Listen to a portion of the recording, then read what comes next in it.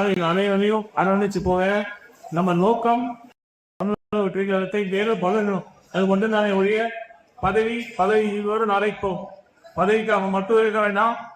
நம்ம நோக்கத்திற்காக செயல்படணும். நோக்கத்தை மேலும் மேலும் மேலும் வளரணும். தமிழர்களுக்கு இடையே வந்து ஜோன்ஸ் மகி பிரபாகரன்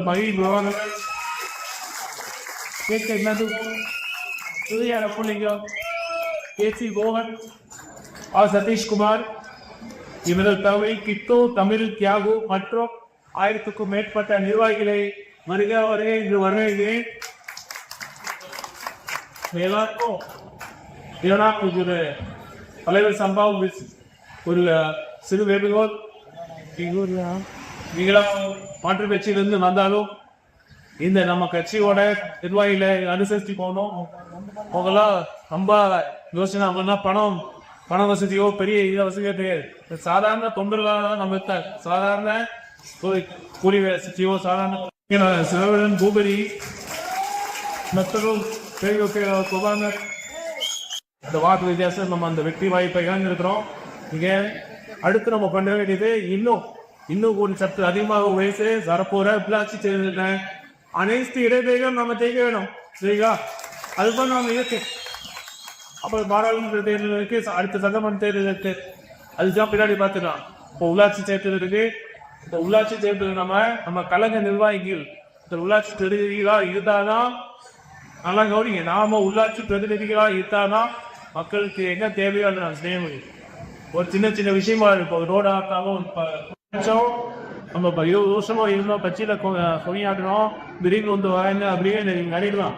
தயவு செய்து தலைவர் சார்பாக பொதுச்செயலாளர் சார்பாகவும் நான் சொல்றேன், நீங்க ஒரு விஷயத்த மட்டும் தயவு செய்து நல்லா புரிஞ்சுக்குங்க. யார் உழைச்சாங்களோ அவங்களுக்கு கண்டிப்பா தெரியும். யார் தெரிச்சாலும் சரி, யார் தெரிஞ்சாலும் சரி, தலைவர் கண்டிப்பா உங்களுக்கு உரிய அங்கீகாரத்தை கண்டிப்பா கொடுப்பார். நீங்க தலைவர் சாதாரணமா அடிக்காதீங்க. அவர் என்ன நடக்குது ஏன் நடக்குது அப்பவே எல்லா கட்சியும் இடமே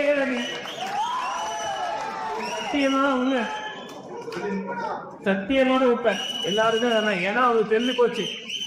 இப்ப மட்டும் இல்ல, வருகாலமும் நம்ம திமுக தான். இது போத்தியோ தோழரை சேர்த்துக்கிறேன் அப்படின்னு வந்து இப்ப நம்ம என்ன பண்ணணும்? இந்த நேரத்தில் நம்ம என்ன பண்ணணும்? தலைவர் ரொம்ப தெளிவா சொல்லிட்டேன், நம்ம எல்லாத்தையும் அரவணைச்சு போகணும். அந்த மாதிரி ஒரு மிகப்பெரிய ஆதரிக்க பயிரா நீங்க தமிழ்நாட்டில் இருந்தாரு. அவர் தீபலா நீங்க யாருமே இல்லை. அடுத்த முக்கிய காரணம் நம்ம தமிழர்களுக்கு கொள்கை நீக்கம் தான். நம்ம முதல் மாநாட்டே என்ன எப்படி நடந்தது? மாநாடு கொள்கையின் திருவிழாவை நாங்கள் தயவு செய்து நம்ம நிர்வாகிகள் நம்ம நல்லா கூப்பிடணும். கொள்கையும் இல்லாத கட்சி எவ்வளவு பெரிய பெரிய இந்த காரணத்தை பூட்டிக்கவே இல்லை. இந்த நாட்டு friends IRS friends north India இருக்கு, டெல்லியில் இருக்கு, சில பேர் அமெரிக்கா இருக்கு. நான் கேட்க பண்ணீங்க அப்படின்னு கேட்டாங்க. கொஞ்சக்கே போயிட்டு காரணம் பார்த்தீங்கன்னா அதில் ரொம்ப சிம்பிள்ங்க, ரொம்ப சிம்பிள். இது ரெண்டே காரணம்.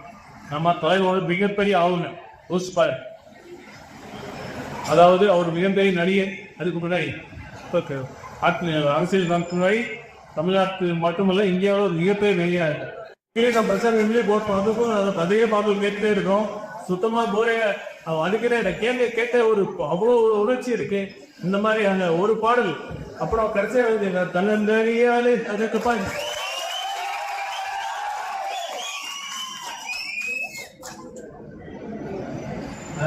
இந்த தன்னந்தனியால இருந்தார்ல, அதுதான்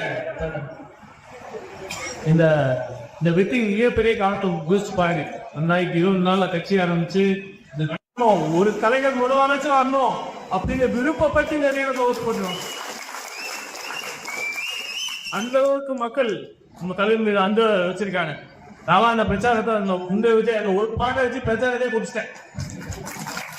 அந்த போன இங்க போன மக்கள் அந்த பாட்டை கேட்கிறப்ப நான் 30 நாள் பிரச்சாரத்துல ஒவ்வொருவரும் கேட்கிறப்போ ஒரே அடிக்கல. ஒவ்வொரு 2021 திமுக ஏன் ஜெயிச்சது? சாலை முதலமைச்சரா வாங்க மக்கள் ஓட்டு பாட்டாங்க. நிச்சயமா இல்ல. 10 வருஷமா ஆட்சி பண்ணாங்க. அதிமுக ஆட்சி போதும், இந்த ஆட்சி வேண்டாம் திமுக போட்டு போட்டாங்க. அதே மாதிரிதான் அதுக்கு முன்னாடி எந்த கட்சி தேர்தல் பெரும்பாலும் தேர்தல் எப்படி நடக்கும், இது ஏதோ ஒரு கோர்ஸ்ல ஒரு கட்டாயங்கள வரல. இதுதான் இந்த மாற்றம், இதுதான் இங்க நம்ம சொல்ற ஒரு பெரிய மாற்றம் இருந்தது. அவங்க உண்மையா ஒரு வாய்ப்பு நினைச்சிருக்கு, நம்மளால பண்ண முடியும். அவங்க விருப்பப்பட்டு முதலமைச்சர் வந்திருக்காரு, மக்களுக்காக உண்மையை ஒளிபரப்பு வந்திருக்காரு, தாமரம் ஊக்கப்பட்டு நம்மளால பண்ணணும்னா அதிகாரிலாம் ஒரு பங்கெடுக்கணும், ஒரு பெரிய மாற்றத்துல பங்கெடுக்கணும் அவங்க விருப்பப்பட்டு வர்றாங்க. இதுதாங்க மாற்றம், இதுதான் மாற்றம், உண்மையான மாற்றம். இதுதான் ஜனநாயக புரட்சி நம்ம சொல்றோம். அது மட்டும் இல்ல, இந்த தேர்தல் காரணம் இந்த வெற்றிக்கு மொழியை காட்டுங்க. நாம தான் சொல்ற மாதிரி தமிழருக்கு காக்க பொறுப்பு அவங்க கல்வி தீர்ப்பம் வரியாக ஒரு 2 கட்சிக்கும் இந்த மாதிரி சூழ்ச்சி பண்ணாங்க. இதுதான் இவங்க பண்ணதான் குதிரை பேர் சொல்றத விட அதை விட கேவலமான ஏதோ ஒரு வார்த்தை தான் சொல்லலாம். இவங்க திமுகவோ அதிமுகவோ பண்ண முயற்சிகளுக்கு குதிரை பேரத்தை தாண்டி வேற ஏதாச்சும் ஒரு வார்த்தை இருந்தா அந்த வார்த்தை தான் பொருந்தும். அதுதான் அப்படி இருக்கிறப்ப இதெல்லாம் புரிஞ்சிக்காம ஐயா உரிய வார்த்தை சொன்னார். அன்னைக்கு மாதிரி பிஜேபி வெற்றிக்கு காரணம் நான் கூட மோடியும் அமித்ஷாவும் நினைச்சேன். ஆனா அவங்க வெற்றி காரணம் காங்கிரஸ் தான், காங்கிரஸ் இருக்கிறனால தான் பிஜேபி கட்சி அப்படின்னு சொன்னாங்க.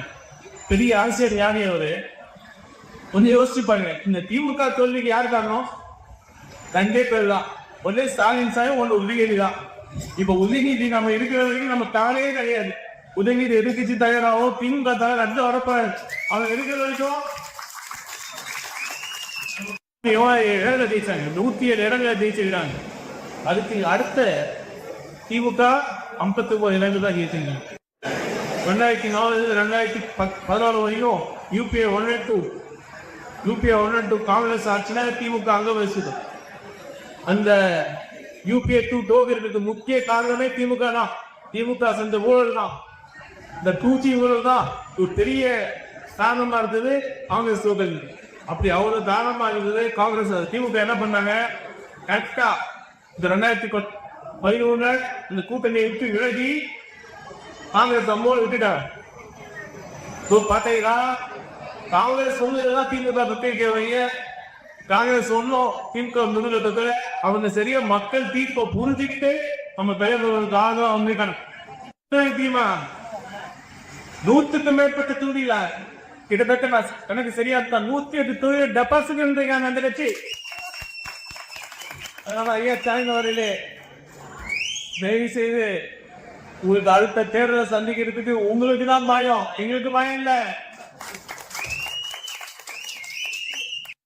சொல்லிட்டு தமிழகத்தின் மெஜாரிட்டி இல்ல, எப்ப வேணா ஆட்சி கவனிக்கணும் வைத்தாங்க. நான் சொல்றேன் ஐயா சார் அவரு தயவுசெய்து சாமியா நல்லா வேண்டிக்கீங்க, எப்படியாச்சும் இந்த 5 ஆண்டு இந்த ஆட்சி ஈடிக்கணும்னு அப்படி தவிர்த்து 27 வந்துட்டு வச்சிருக்கீங்க.